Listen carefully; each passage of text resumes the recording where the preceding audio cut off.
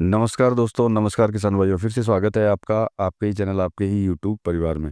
तो आज थोड़ी-सी अच्छी खबर है कि आप लोग भी कन डाउट नहीं है कि आप लोग भी कहीं न कहीं कोई न कोई मेहनत करते ही होंगे। और मैंने आपको हमेशा बोला है कि सरकार भी जो है इन चीज़ों पे ध्यान तो ज़रूर देती है कि भई चाइना का लहसुन जो है वो भारत में ना आए। लेकिन फिर भी आपको आप अच्छी तरह जानते ही हैं, कुछ ऐसे तत्व होते हैं जिनको किसी चीज़ से कोई मतलब नहीं होता और वो कहीं न कहीं किसी न किसी तरीके से जो है चाइना लहसुन जो है भारत के अंदर लाते रहते हैं। अब सबसे बड़ी चीज़ है कि भारत के अंदर सिर्फ़ नॉर्थ इंडिया के अंदर ही जो लहसुन पहुँचता है या फिर नॉर्थ ईस्ट इंडिया में मतलब उत्तर-पूर्व भारत में या पूर्व भारत के अंदर जो पहुँचता है, वो तो समझ में आता है। लेकिन अभी जो खबर जो आई है, न्यूज़ जो आई है, वो ऐसी जगह से आई है जहाँ चाइना लहसुन पहुँच सकता है, इसका अंदाज़ा भी नहीं लगाया जा सकता। मतलब कि किस तरीके से ये पहुँचा होगा उसके ऊपर चर्चा करेंगे, साथ में फसाई ने क्या किया उस लहसुन के साथ में उसके ऊपर भी चर्चा करेंगे। लेकिन दोस्तों और किसान भाइयों, चैनल पर नए हैं तो वीडियो को लाइक और चैनल को सब्सक्राइब ज़रूर कर लीजिएगा। लगता हो शेयर के लायक है तो शेयर करना बिल्कुल भी मत भूलिएगा। तो देखिए, सबसे पहले बात करते हैं जो मैं आपको बोल रहा था कि उत्तर-पूर्व भारत क्योंकि बॉर्डर है बांग्लादेश के, इस वजह से जो है यहाँ पे जो है चाइना लहसुन जो बड़ी आसानी से यहाँ पे पहुँच जाता है। इसके अलावा अगर जब बिहार, बंगाल राजस्थान की बात करें तो वो बिहार के ज़रिए और बंगाल के ज़रिए जो है राजस्थान तक भी पहुँच जाता है। लेकिन ये जो खबर है, ये खबर है साउथ की मतलब दक्षिण भारत की, त्रिपुर के नज़दीक त्रिपुर के नज़दीक की खबर है, जहाँ पे चाइनी लहसुन पकड़ा गया है। अब आप सोच सकते हैं कि इनका नेटवर्क कितना खतरनाक होगा कि इस जगह से मतलब कि उत्तर-पूर्व भारत से माल को लेकर के वो साउथ तक भी जो है फैला दिया है इन्होंने और वहाँ तक भी जो है चाइनीज़ लहसुन को पहुँचाना चालू कर दिया है। और सबसे बड़ी चीज़ है, इतनी घातक चीज़ है और जगह-जगह पे हर जगह के ऊपर फैलाया जा रहा है।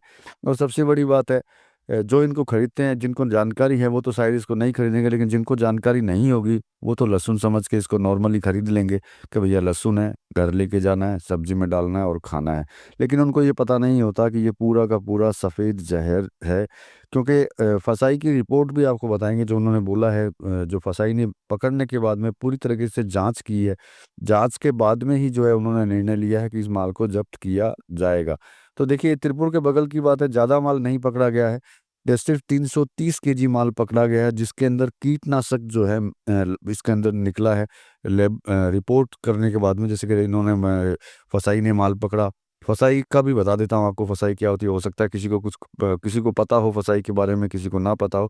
ये भारत का एक फूड डिवीज़न है जो फूड के ऊपर ध्यान रखता है कि कौन की क्या मिलावट कर रहा है, क्या नहीं कर रहा है। उसके ऊपर काम करना होता है। आप कोई भी अगर बाज़ार से प्रोडक्ट खरीदते हैं, उसके ऊपर देखिएगा फसाई लिखा हुआ रहता है।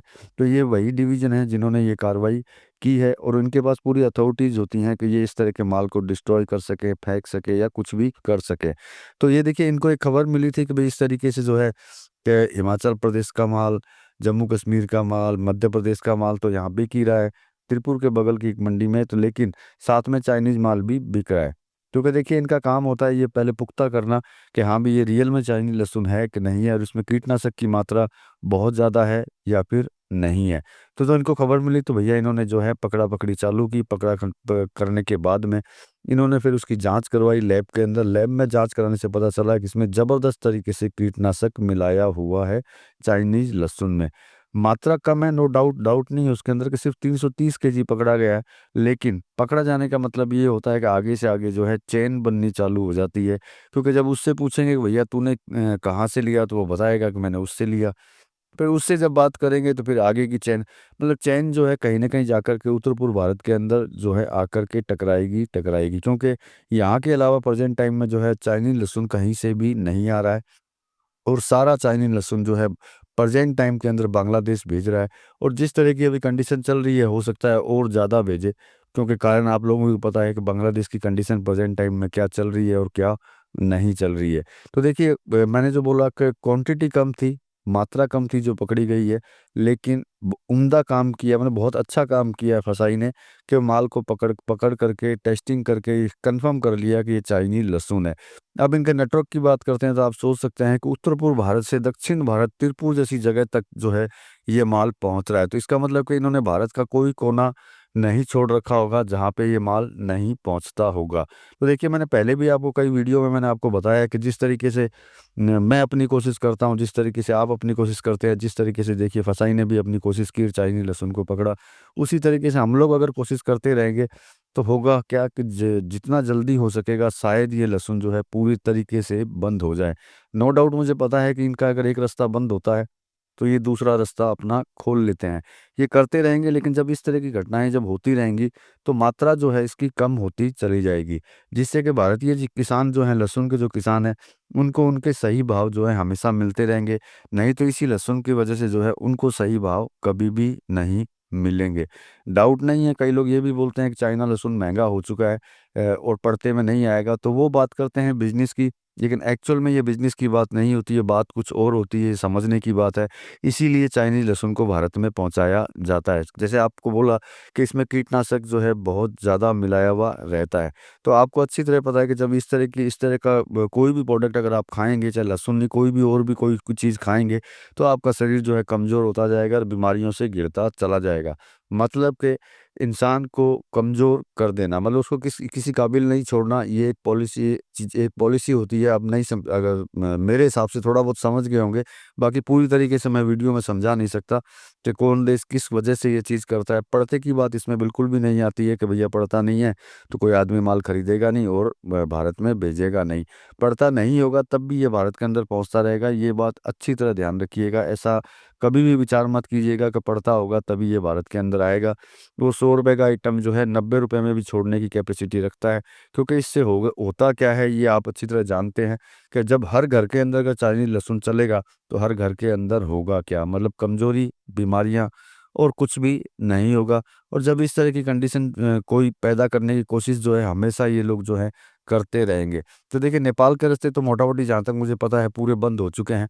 लेकिन अभी भी उत्तर-पूर्व भारत का रास्ता अभी भी खुला है, जिसके ज़रिए जो है हर मंडियों के अंदर जो है चाइनीज़ लहसुन कंटिन्यू जो है पहुँच रहा है। तो देखिए, मैं तो अपनी कोशिश जो है करता रहता हूँ धीरे-धीरे, जो मेरे पास इन्फॉर्मेशंस आती हैं, उनके ऊपर जो मैं विचार करता रहता हूँ और आप तक भी ये खबर पहुँचाता रहता हूँ। आपको भी जो है इसके अंदर हमेशा विचार करते हुए चलते रहना होगा और आपको भी हमेशा निगाह रखनी होगी कि कौन-सी मंडी के अंदर ये आता है और कौन-सी मंडी में नहीं आता है। और देखिए, मैंने आपको बोला भी है कि अगर आता है तो आप थोड़ी-सी सावधानी बरतेंगे, आप दिमाग लगाएँगे, तो आप अपना काम कर सकते हैं, और नहीं कर सकते हैं तो आप मेरे तक भी कुछ वीडियो वगैरह पहुँचा सकते हैं कि भाई हमने इस मंडी के अंदर जो है ये चाइनीज़ लहसुन देखा है। तो अगर आप मेरे तक पहुँचाएँगे तो मैं भी अपनी पूरी कोशिश करूँगा कि किंतु परंतु हो और चाइनीज़ लहसुन उस मंडी में बिकना बंद हो जाए।